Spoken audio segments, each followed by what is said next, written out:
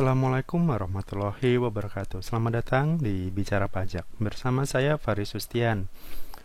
Kali ini melanjutkan pembahasan yang sebelumnya tentang PKP pedagang eceran. Kali ini kita akan membahas tentang memahami pengertian dan fungsi faktur pajak di Gunggung.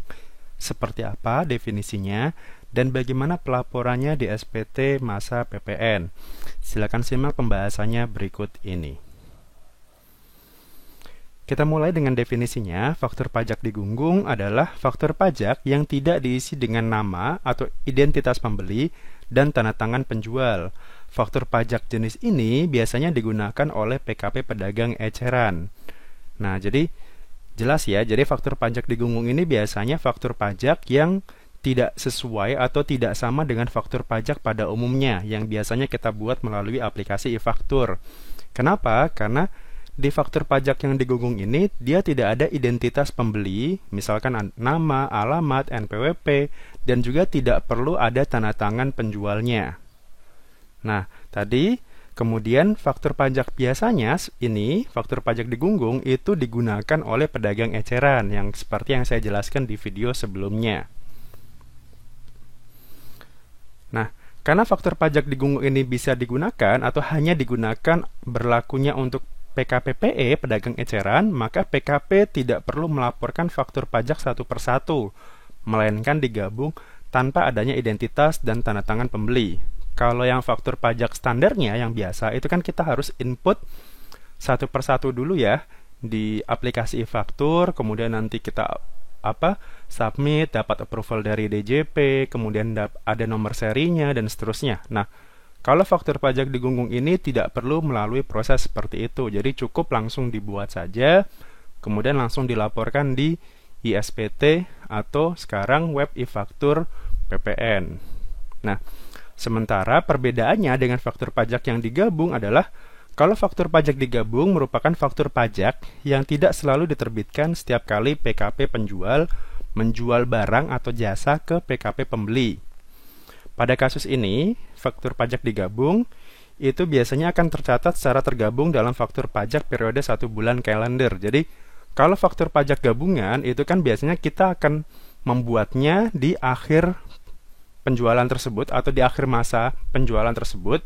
Tapi dengan catatan, yang kita buat adalah untuk satu klien, untuk satu pembeli. Misalkan bulan Maret, ternyata PTA sebagai pembeli, dia membeli beberapa barang ke PKP penjualnya. Misalkan ada 10 transaksi di bulan itu.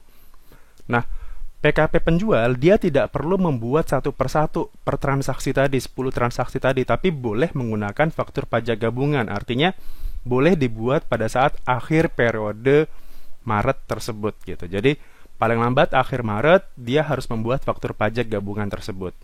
Jadi, ada identitas penjualnya, identitas pembelinya, kemudian nama barangnya apa saja di bulan tersebut, 10 transaksi tersebut ada rinciannya, baru nanti silakan diterbitkan faktur pajaknya.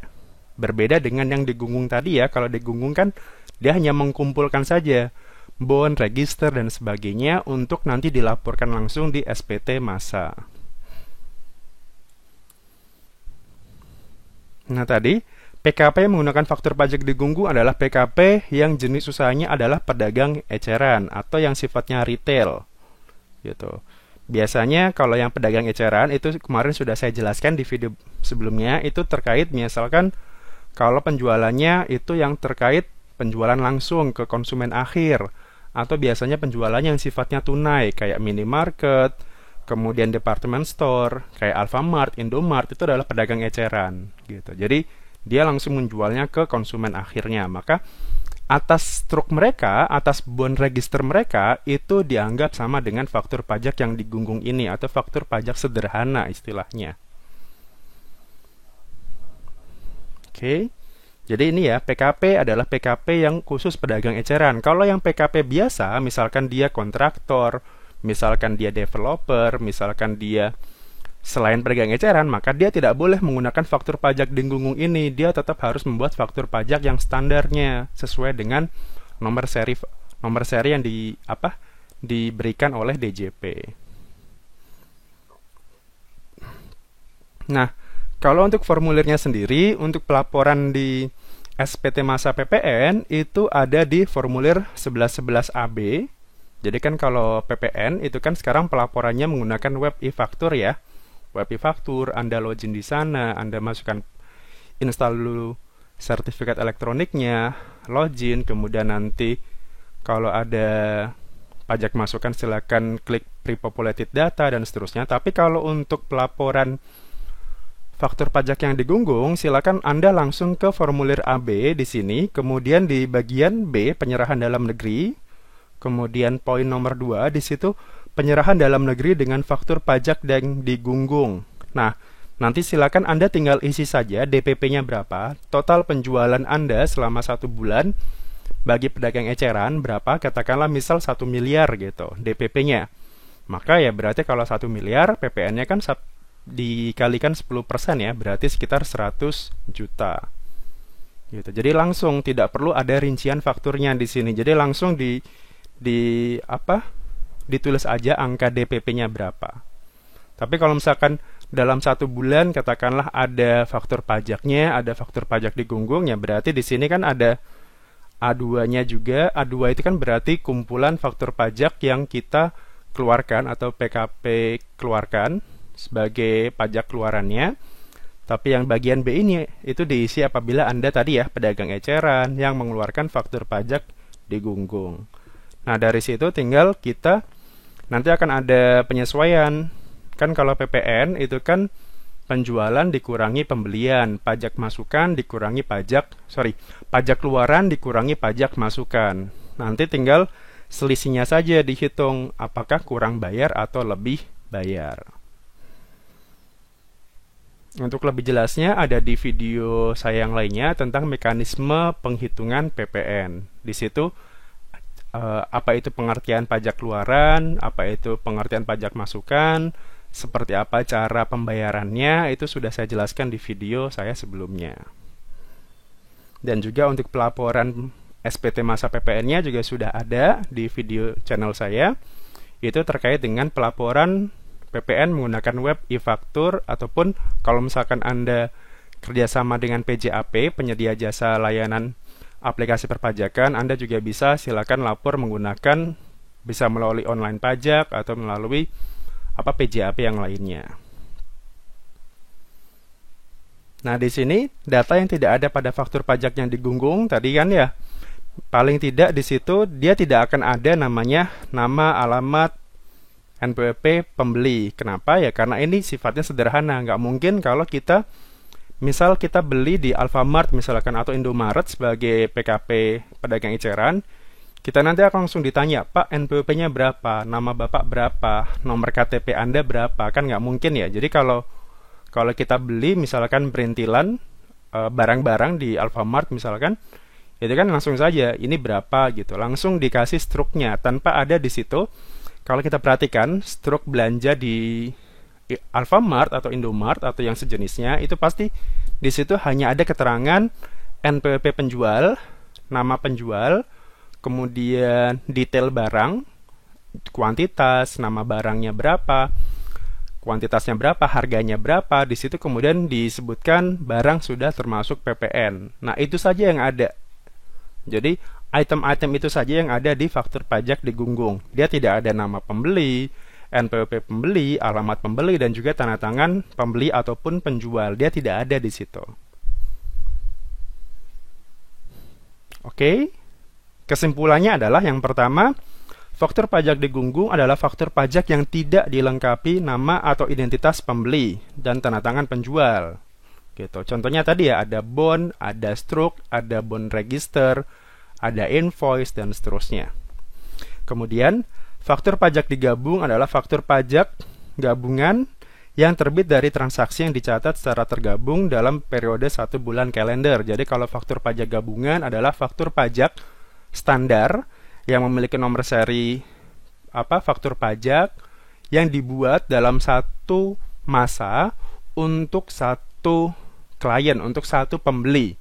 Tadi ya contohnya misalkan dalam masa Maret itu ada 10 transaksi. Daripada dia harus buat 10 faktur pajak, maka boleh PKP membuat satu faktur saja, kemudian dari 10 transaksi itu rincikan di satu faktur, tapi hanya untuk satu hanya untuk satu pembeli. Misalkan kalau yang lainnya juga sama, jadi yang lainnya katakanlah pembeli lainnya itu juga dia ada 5 transaksi, 15 transaksi, boleh itu dibuat faktur pajak gabungan. Jadi mungkin biar lebih hemat saja nomor serinya gitu. Jadi biar tidak terlalu banyak nomor seri yang dikeluarkan.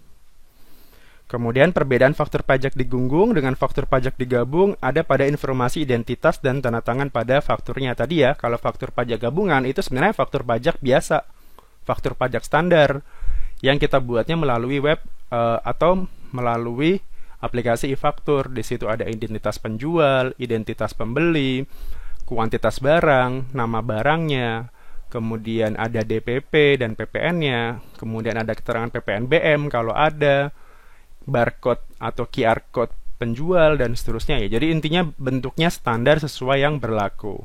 Sementara kalau yang faktur pajak digunggung ya tadi, contohnya ya ada invoice, truk dan seterusnya tadi yang tanpa ada identitas pembeli dan juga tanda tangan penjual.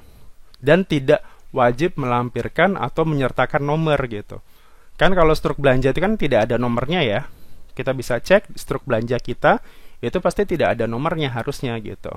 Karena ya itu tidak wajib untuk dibuat. Yang penting tadi ada NPWP penjual, kemudian ada nama barangnya, ada DPP-nya berapa, sudah termasuk PPN, seperti itu selesai. Kemudian faktur pajak jenis ini yang digunggung itu digunakan oleh PKP pedagang eceran. Jadi kalau bukan pedagang eceran, ya dia tidak boleh membuat faktur pajak jenis ini. Kemudian formulir yang digunakan untuk lapor faktur pajak yang digunggung ini adalah yang SPT masa yang bagian formulirnya itu 1111 AB. Formulir 1111 AB ini adalah sebenarnya formulir rekapitulasi. A itu kan berarti atas penjualan ya, ada A1 itu berarti penjualan atas ekspor, A2 itu berarti penjualan dalam negeri yang ada faktur pajaknya, kemudian ada B1 itu berarti pembelian dari impor, B2 itu adalah faktur pajak masukan yang dapat dikreditkan, B3 itu adalah faktur pajak yang tidak dapat dikreditkan gitu. Nah, formulir AB ini adalah rangkuman dari lampiran A dan lampiran B, lampiran A1, A2 dan juga lampiran B1, B2 dan B3.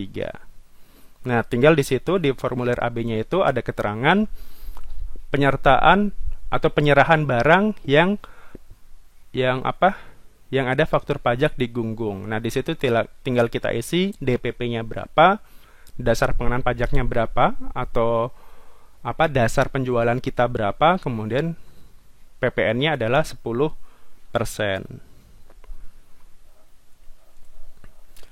Demikian sekedar pembelajaran untuk kali ini terkait dengan faktur pajak yang digunggung. Semoga informasi ini berguna bagi Anda. Mohon maaf kalau ada kekurangan, silakan subscribe apabila channel ini berguna bagi Anda, dan silakan tinggalkan pertanyaan di kolom komentar apabila nanti butuh jawaban yang lebih lanjut. Terima kasih atas waktunya, dan jangan lupa untuk follow Instagram saya di bicarapajak.id dan juga podcast saya di Bicara Pajak Podcast di Spotify ataupun di Google Podcast. Terima kasih dan Assalamualaikum warahmatullahi wabarakatuh.